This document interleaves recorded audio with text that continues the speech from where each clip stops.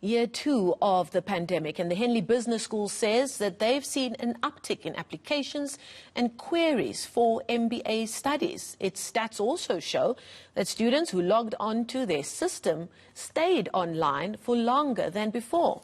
This as they shared more information about what students need to support them during the ongoing lockdown. Let's find out more now from the Director of Executive Education at Henley Business School, South Africa, Linda Buckley, who joins us via Zoom. Linda, thank you so much for joining us this morning. The pandemic has impacted people's lives in different ways, and I suppose many thought that they've got some extra time on their hands. Let me see if I can do an MBA. What is the Henley Business School South Africa noticed in terms of that increase in queries and applications to do your MBA? What's behind that? Marcel, firstly, thanks for having me this morning, and hello to the listeners. I think in 2020, in fact, for the first time ever, we saw an uptake in intakes to 6 intakes in the 2020 annual cycle instead of the 5 or the 4 regular ones that we've had in the past. And so we weren't anticipating that. We asked ourselves the question, why are people doing this? And we continue to ask it. In some ways, we might not have that sixth intake this year because I think the pandemic has really set in terms of people's psyche, in terms of their businesses, in terms of what's going on in their broader families. Many are grieving.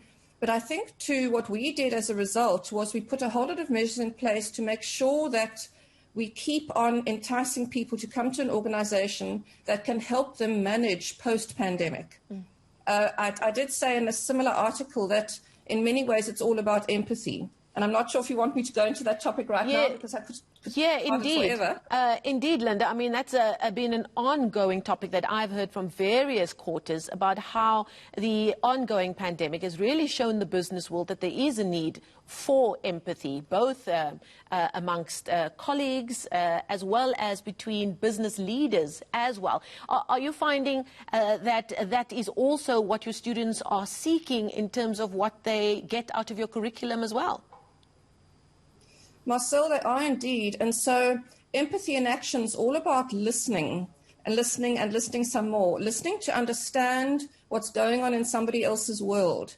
And so as a delegate, if I'm a student, I'm studying for 30 months. If I'm at a place like Henley Business School, I have a family, I have a community, I'm based in a work situation.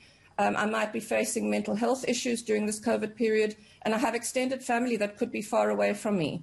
And so what we envisaged was building a bit like an onion, building layer upon layer of support. And I kind of think of these action heroes, thinking, what do you give an action hero in order to survive jumping from building to building? Not that we can do that. But what we can do with MBAs is we can pad them and we can give them things like, we've brought on a psychologist, for instance, who sees MBA students every second week. We've brought on a group dynamics expert who deals in something called depth psychology, looking below the water and below the iceberg and what goes on there in somebody's mind and in somebody's, the way they enact their lives and go through their studies. Our ops team, we've upskilled to assist. My team in executive education and the MBA team that I help manage too in terms of learning experience, what we've done there is we've supported the staff. Because how can one be empathetic about students but forget about the people that actually support the students? Because our staff in many ways have changed from being program managers that manage a certain remit to being people that manage somebody on the other end of a phone who's just lost a spouse. Now, that's not something we were prepared for.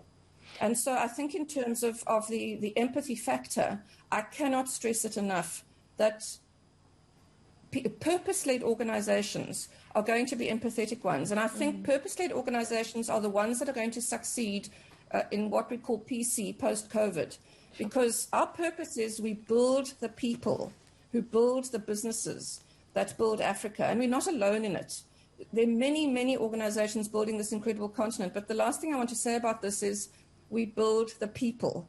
We've got to construct, not destruct. And so when you're going through something like an MBA, you need to know that the school that you're with or the organization that you're with has got your back. Now, Linda, just before I let you go, it's all well and good that people are seeking an MBA that perhaps speaks to this ever-changing world we find ourselves in. But the pandemic has really accelerated this changing world, hasn't it? It's turned the world on its head. It's still turned the business world on its head. How are you seeing MBA programs such as yours changing to incorporate that so that the MBA graduates you send out to the world are indeed ready for this new PC post-coronavirus world? So, Marcel, it's a lovely question, and I've been in institutions for the last 20 years, 2 very, very good business schools on this continent. I've had the pleasure of working in 2, one public, one private. And that same question was probably asked to me 15 years ago because there was another crisis. And then we had 2008, and then we had other things happening. My view on an MBA is if we can allow a student in the 30 months that they're with us, an adult learner, to leave being able to hold their head up high with a cogent argument, to be able to look at solid data and to think critically about the world around them, they can apply their knowledge to anything that's happening. And I think that's the most important thing. In my view, one of the key leadership aspects is transference of knowledge from one place to another. So on our MBA, what we do, and I think this is the beauty of the changing context, is we look at theories. Our international faculty do that with our students. They theorize themselves.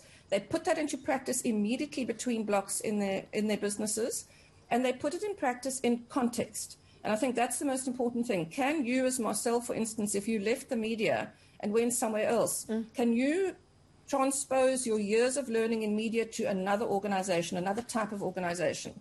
And I think that's one of the most important things. So our curriculum can change, yes, and it needs to. We cannot be lackadaisical about what we're teaching. We're focusing people on current research, current literature. We're building their confidence in their street cred.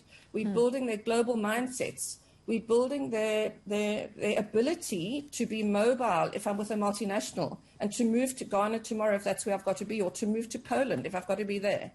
And so it's about, I think, one of the most important things is keeping our delegates curious. So what is it I should be learning, and how can I put it into practice? Adaptable, this transference of knowledge that I'm talking about, and just putting terms to the things that I know. So, and that's where confidence comes in. And so this is all about giving a name to something I might not have been able to name before. But in my view, I worked with Desmond Tutu for a number of years, and it was such a privilege. And he said, don't raise your voice, raise your argument.